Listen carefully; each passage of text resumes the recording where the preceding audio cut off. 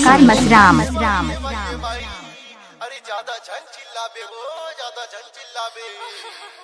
देख तो एक काम हो था मोर पाछू परे है।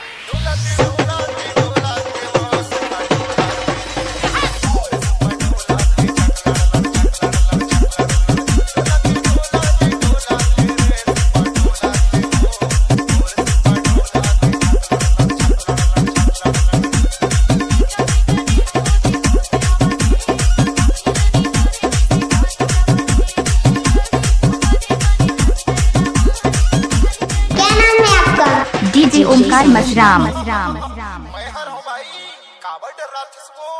अभी तो तामड़ा था भूतला।